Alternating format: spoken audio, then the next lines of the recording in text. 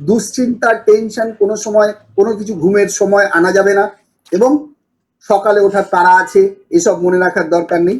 আর মনে রাখতে হবে ভাত ঘুম বলে কিছু হয় না অ্যাকচুয়ালি, বা বিউটি স্লিপ বা ভাত ঘুম বলে কিছু হয় না।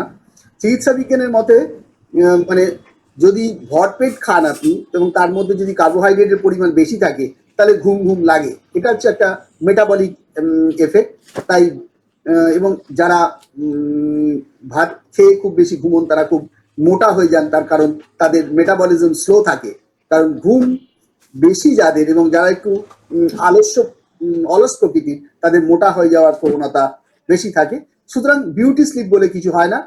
আর যেহেতু আপনি ঘুমোচ্ছেন তখন নার্ভ থেকে শুরু করে প্রত্যেক অঙ্গ প্রত্যঙ্গ খুব তরতাজা হয়ে যায়, যার ফলে খুব ফ্রেশ লাগে। কিন্তু অতিরিক্ত যদি তাহলে মুখটা একটু ফুলে যায়, কারণ মাংসপেশিগুলো তখন শিথিল হয়ে যায় এবং বিপাকের হার কমে যায়, ফলে রক্ত সংবহন কম হয়ে যায়, কোষ এবং কলায় জলীয় পদার্থ জমে যায়। এটা কোনো অসুখ নয়, এটা একটু পরেই ঠিক হয়ে যেতে পারে।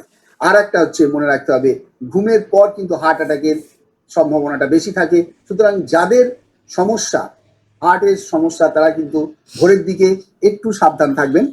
আর স্লিপিং পিল খাওয়ার ব্যাপারে আমরা বলি, স্লিপিং পিল খাওয়াটা কিন্তু অনেকেই বলেন যে ঘুমের ওষুধ অনেকদিন খেলে মস্তিষ্কের ধার ভোঁতা হয়ে যায়, কিন্তু স্লিপিং পিল যতটা পারা যায় এড়িয়ে চলতে হবে। যদি খুব প্রয়োজন থাকে তাহলে আলাদা কথা, এবং স্লিপিং পিলের ওপরে নির্ভরশীলতা কমাতে হবে।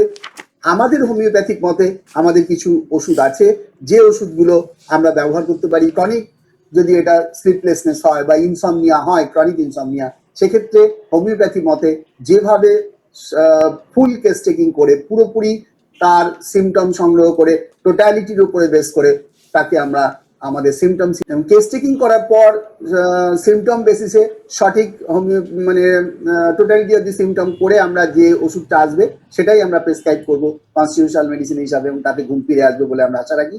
এছাড়া সাধারণত আমি কোনো নির্দিষ্ট কোনো ওষুধের নাম করতে চাই না ঘুমের ক্ষেত্রে, তার কারণ সেটা হোমিওপ্যাথির মূল নীতির বিরোধী। তবুও আমরা দেখি থেরাপিউটিক্যালি কিছু কিছু ওষুধ খুব বেশি পেশেন্টের মধ্যে আসে, সেগুলো হচ্ছে নাক্স ভোমিকা, ক্যালিফস, বা আমরা আরো কিছু ওষুধ দেখি ন্যাট্রামফস, এই ধরনের ওষুধ, পালসেটিলা, এই ধরনের ওষুধগুলো, থুজা, খুব ভালো মেডিসিন, এগুলো সাধারণত আসতে থাকে। তবে কখনোই এডুকেটেড ফিজিশিয়ানের পরামর্শ না নিয়ে কখনোই কোনো ওষুধ ঘুমের ওষুধ হিসাবে খাওয়া উচিত না।